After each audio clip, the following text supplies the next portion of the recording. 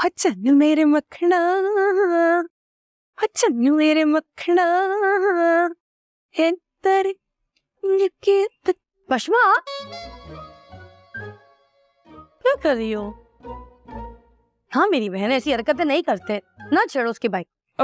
आप ही मैं इसको उसने यूनिवर्सिटी जाना है, कोई हरकत हो गई ना तो लेट हो जाएगा, ना करो। आय हाय आप ही गलत टाइम पे आ गई।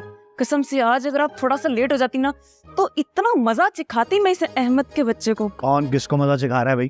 क्या हो रहा है? शुक्रिया कहो अपनी आप ही को। फौरन बोलो बोलो बोलो बोलो।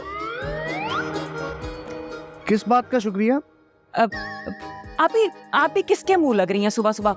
आपको पता है आज आपका और मेरा दिन बहुत बुरा गुजरने वाला है, सच्ची। तुम लोग कब बड़े हो गए हैं? मतलब तो मैं ये सोच रही हूँ कि तुम लोग बड़े क्यों हुए हो? छोटे थे, हंसते थे, आपस में खेलते थे, क्यों डरते तो नहीं थे?